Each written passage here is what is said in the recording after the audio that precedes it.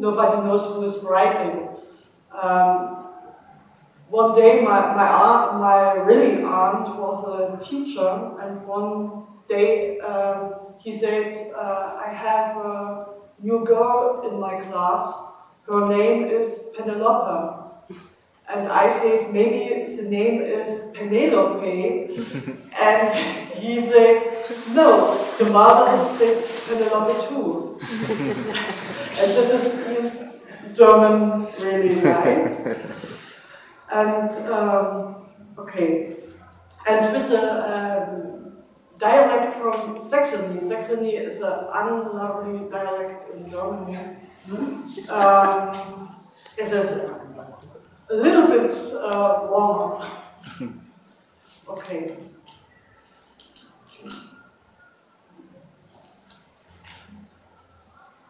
The new boy with the big ears stood in the cold neon light of the cloakroom, right in the middle of the room, and his school slippers seemed to be stuck to the green linoleum. Take off your pants, Aunt Ehnlich said. And the new boy pressed his hands against the seams of his coat. All the children take off their pants here, said Aunt Ehnlich. Her voice still sounded friendly, but it had the slight quaver that signaled danger. The boy wasn't familiar with the danger. It was his first day in kindergarten. Slippers, tights, sweater, smock, said Aunt Ehnlich. The dress code was sad. The boy wore boys' smocks which looked like oversized pipes that crisscrossed and buttoned in the back. The girl wore girls' smocks in bright colors, some with little gathered pleats. They all wore the same tights, ripped cotton, which one seam in front, two in back. There were children who never learned.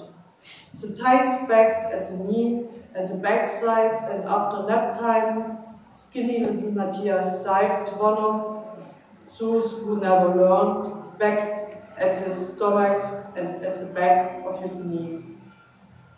We don't want to introduce any new fashion here, said Aunt Ehnlich. She fixed the new boy with a look that would have had every single one of them staring at the floor. But the new boy held her gaze. Take off your pants. No. The new boy sat and looked Aunt Ehnlich straight in the eye. He said it loudly and clearly, his voice revealed neither fear nor provocation. It was a no that excluded all possibility of doubt. Oh, you can speak, said Aunt Ehnlich, and surprisingly her voice sounded quite tall. Then tell the other children what your name is. She took pleasure in drawing out the question mark. Jean-Paul Langanka. What? Who said? Aunt Ehnlich battalion set the cook for ambush. Jean-Paul Langanka. Ah, Jean-Paul, said Aunt Ehnlich. Jean-Paul. She said it like a bad word, like something that would breed decay if you held it for too long in your mouth.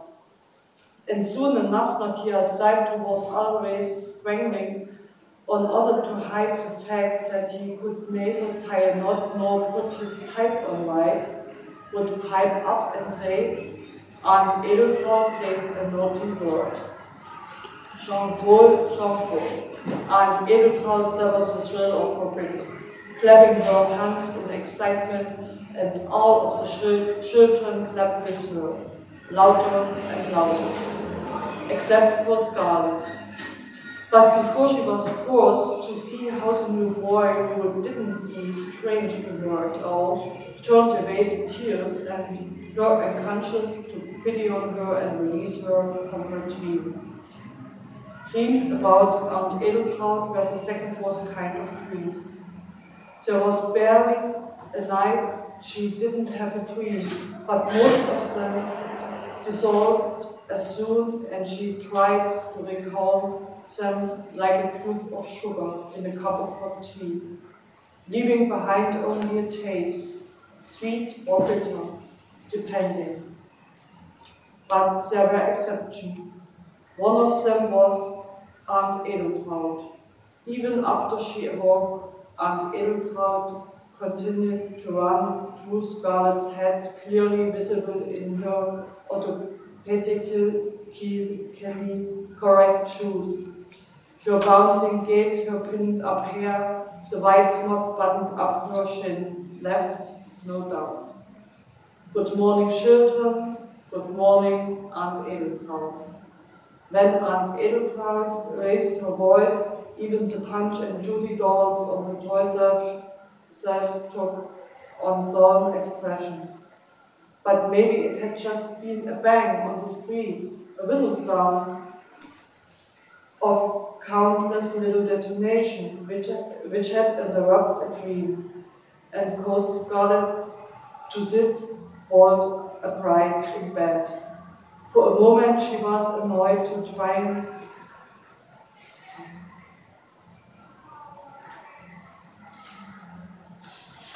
and fit the sound into her dream, but then everything was all too clear.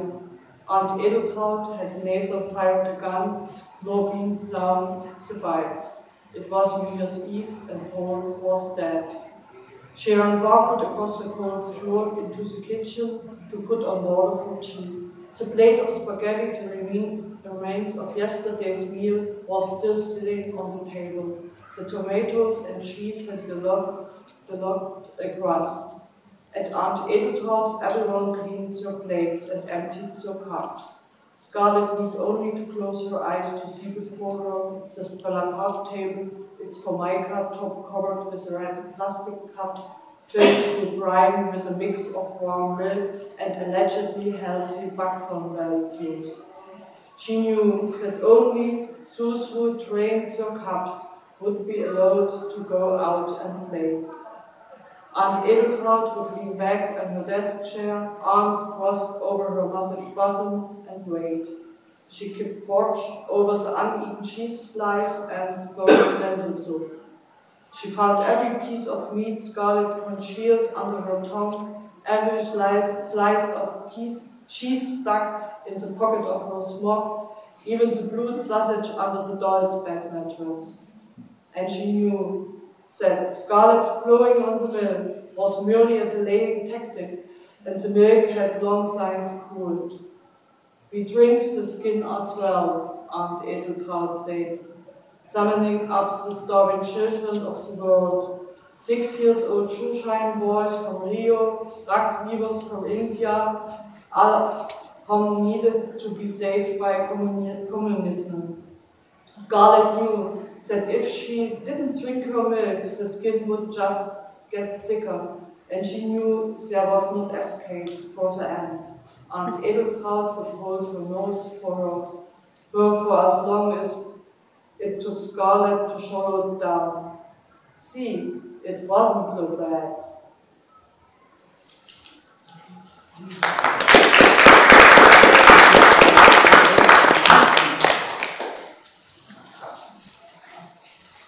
Welcome, thank you for coming and for inviting us. My name is Pravda. I come from Bulgaria, which is a small country in southeastern Europe. We use the Cyrillic alphabet, and because I'm sure that you haven't heard how Bulgarian sound, I'd like to read you just a few sentences. I promise you're not going to see. Just to hear the sound of my language. Това беше зародишът, макар че, както в много подобни случаи, самият родител изобщо не го съзнаваше в момента. И толкова дълбоко ненаясно беше госпожа Уилкинс, че нейният април тази година вече беше уреден още там и тогава, че пусна вестник